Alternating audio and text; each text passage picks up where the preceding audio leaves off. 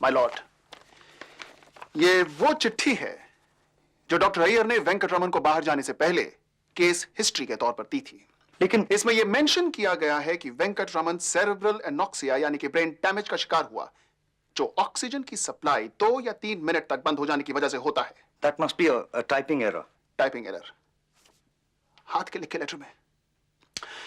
आप इतने काबिल डॉक्टर हैं, आप जैसा डॉक्टर सेरेब्रल एनॉक्सिया जैसी टर्म का गलत इस्तेमाल कैसे कर सकता है doctor Iyer? This is not fair.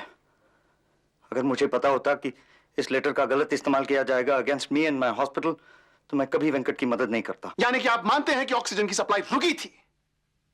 Good. अब तय करना यह बाकी रह गया है कि ऑक्सीजन की सप्लाई रुकी कब, ऑपरेशन में या ऑपरेशन के बाद?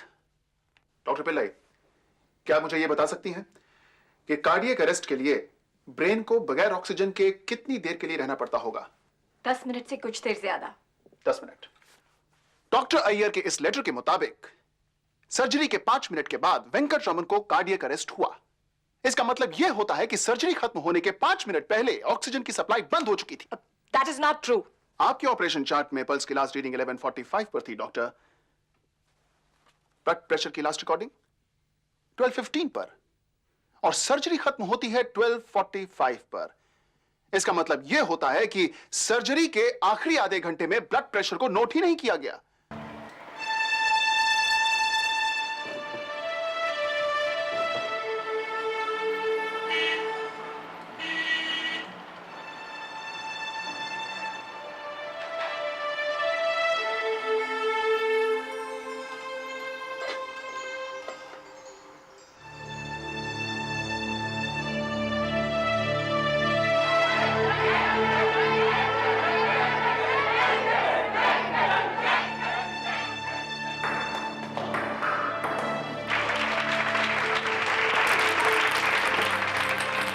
कौन है?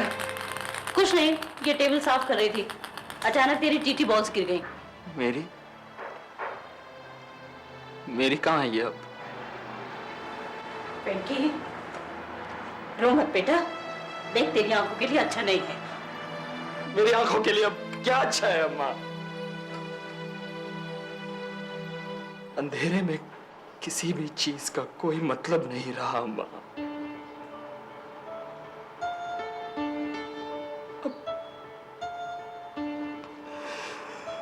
विद्या ने भी अब आना बंद कर दिया।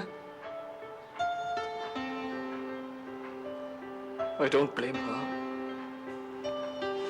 एक अंधे के साथ।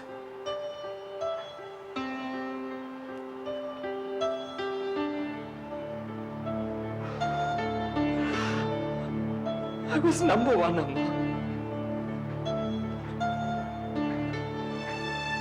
I was the best in this country.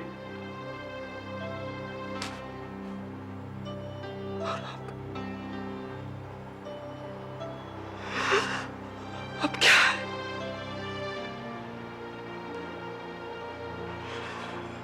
इतनी मेहनत, इतनी कोशिश की थी मैंने इस पोजीशन तक पहुंचने के लिए।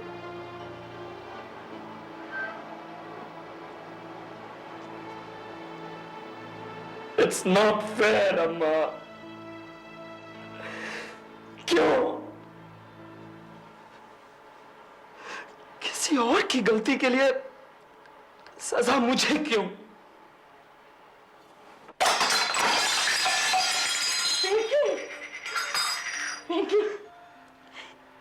बेटा, तू खुद अपने आप को अकेला कर रहा है।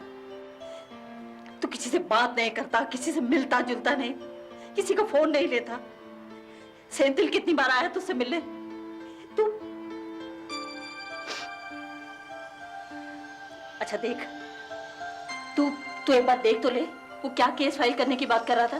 हाँ? सेंथिल, वेंकट के बचपन का दोस्त, एक ही स्कूल में साथ पढ़कर बाद में लॉ की डिग्री भी उन्होंने साथ साथ हासिल की।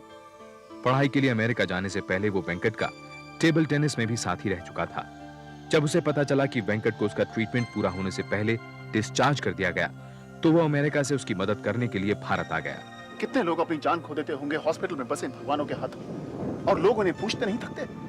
वेंकट, अगर यही वाला केस अमेरिका में हुआ होता ना, तो आज एटलस को तुम्हें लाखों रुपए कॉम्पनसेशन में देने पड़ते। सेंथिल, मुझे पैसे नहीं चाहिए सेंथिल। मुझे बस जानना है इस ऑपरेशन थिएटर में हुआ क्या था। किसकी गलती से आज मैं इस व्हीलचेयर में हूँ।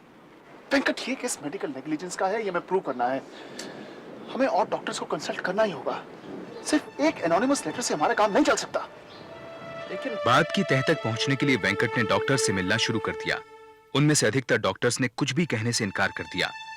अंत में जाकर कुछ न्यूरोलॉजिस्ट ने सिर्फ ये कहा कि वेंकट को सारी जिंदगी व्हीलचेयर पर ही रहना पड़ेगा और वो कभी भी पूरी तरह से नहीं देख पाएगा। लेकिन कोई भी डॉक्टर कोर्ट में गवाही देने के लिए तैयार नहीं हुआ, जिससे वेंकट और उसके माता पिता मायूस हो गए। लाओ, ये मुझे दे दो।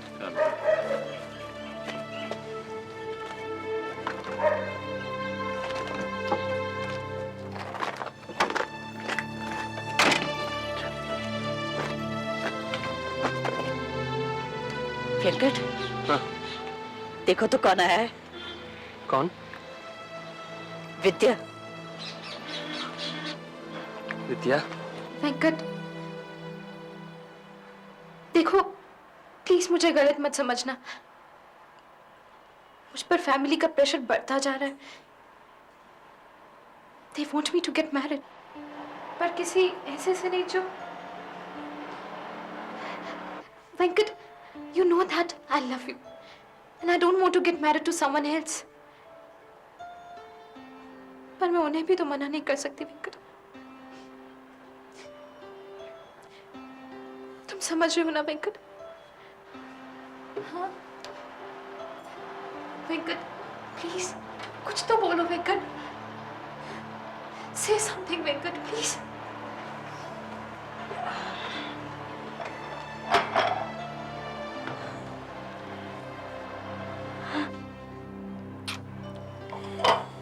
बहुत याद करता है तुम्हें। आती रहा करो।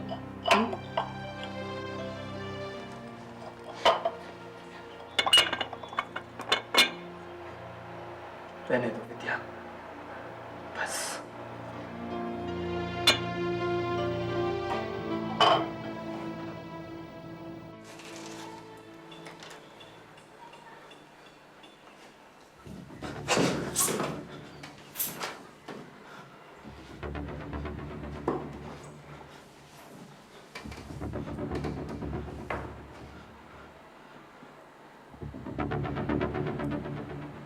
Venkat, happy new year old boy. Senthil, क्या हुआ वेंकट? मैं ठीक हूँ, अपने आप उठ जाऊंगा मैं। वेंकट, मैंने सोच लिया है, हम ये केस फाइल करेंगे और तू बाहर जाएगा अपने ट्रीटमेंट के लिए। मैं जानता हूँ मुझे क्या ट्रीटमेंट चाहिए। कोर्ट जाने से कोई फायदा नहीं। कोई भी डॉक्टर एटलस के खिलाफ कुछ नहीं कहेगा। डॉक्टर और नो डॉक्टर, हम अपने डैमेजेस के लिए 50 लाख रुपए मांगेंगे। हम करेंगे यार। लड़ाई तो चल ही रही है सेंथिल, कि लड़ूं या बस शांत ही हो जाऊं। अगले हफ्ते नुकसान के एवज में 50 लाख रुपए की मांग करते हुए सेंथिल ने एटलस हॉस्पिटल को एक नोटिस भेजा। जवाब में एटलस हॉस्पिटल ने किसी भी तरह के उत्तरदायित्व को नकार दिया। तब सेंथिल ने मद्रास हाईकोर्ट में एटलस के खिलाफ मुकदमा दायर किया। दूसरी ओर वेंकट के फैंस उसे लिखते नहीं थक रहे थे। वे उसे लड़ने के लिए उकसा रहे थे। दिन में 2 बार पोस्टमैन उसके फैंस की चिट्ठियों से भरे बंडल लाता था। पोस्टमैन, चिट्ठियां इधर दे दो। पोस्टमैन, कौन है? मैं हूँ अनन्या। अनन्या? कौन? यहाँ आओ, बोलो क्या काम है? मुझे आपको कुछ एक चिट्ठी देनी थी, मैं बाहर रख जाऊंगी। नहीं, रुको ना। तुम्हारी चिट्ठी तुमसे अच्छा और कौन पढ़कर सुना सकता है? और फिर मैं देख भी नहीं सकता।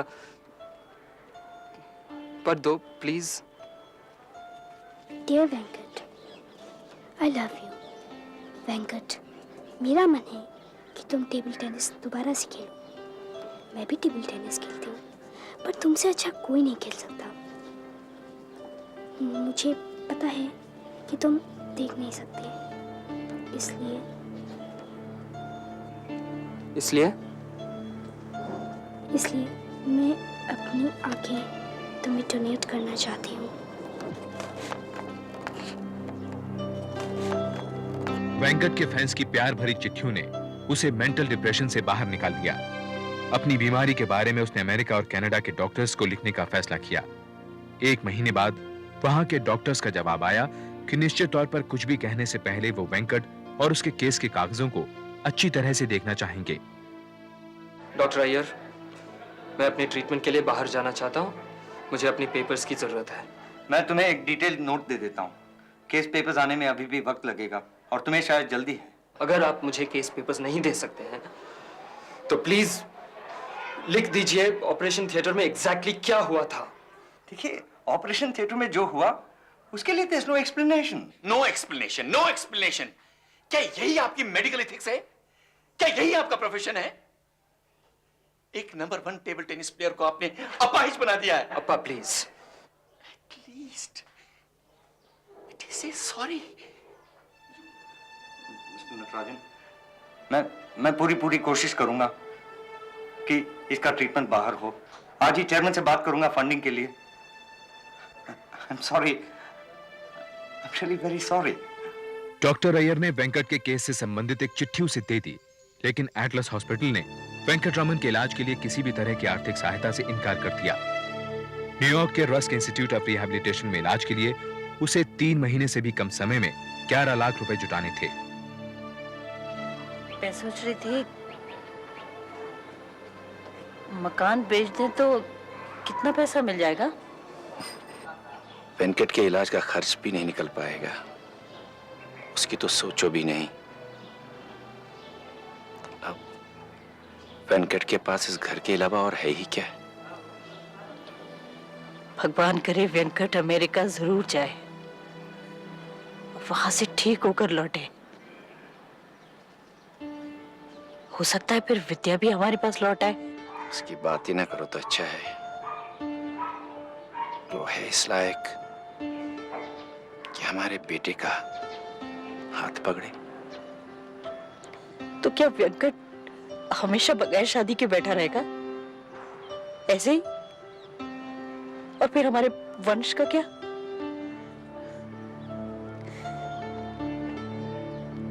क्या क्या तो मैंने जोड़ा था उसके लिए, और विद्या के लिए क्या क्या गहने बनवाए थे।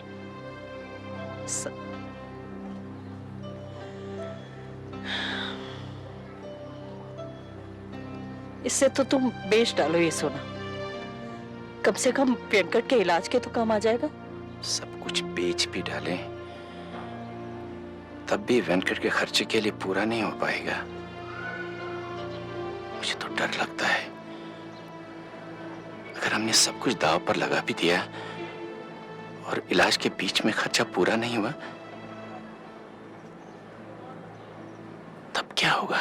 इसी दौरान टेबल टेनिस एसोसिएशन ने वेंकट की मदद के लिए जनता से अपील की। राज्य सरकार, खिलाड़ी, फिल्म स्टार्स और खेल प्रेमियों ने दिल खोलकर साथ दिया। यहां तक कि बच्चों ने भी 2-2, 5-5 रुपए उसके घर पोस्ट करने शुरू कर दिए। भारत सरकार ने उसकी एयर टिकट स्पॉन्सर की। ऑपरेशन के 18 महीने बाद फरवरी 1986 में वेंकट ने पहले कनाडा और फिर न्यूयॉर्क के लिए उड़ान भरी। कनाडा में डॉक्टर्स ने एक अनकन्वेंशनल मेथड से वेंकट के दिमाग के टिश्यूज को नया जन्म देने की कोशिश की।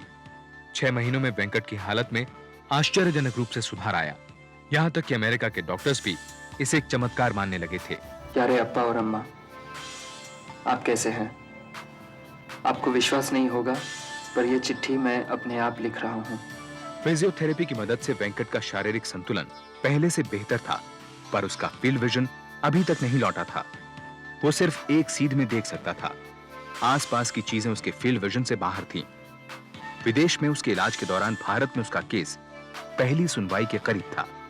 वेंकट, प्रॉब्लम यह है कि कोई भी डॉक्टर ये एक्सप्लेन करने को तैयार नहीं है कि ऑपरेशन थिएटर में क्या हुआ होगा। लेकिन फिर भी मुझे इन रंगे डॉक्टर्स के लेटर से बहुत होप है। लेकिन कुछ भी कहो यार, ये एटलस के डॉक्टर्स को रगड़ने के लिए सिर्फ इतना काफी नहीं होगा यार। Hey, वेंकट, हाँ बहुत दिन हो गए यार. Let's have a game of tennis. रहने दो. I don't think I can. अरे चल ना यार, एक गेम खेलते. प्रॉब्लम क्या तेरी? चल ना.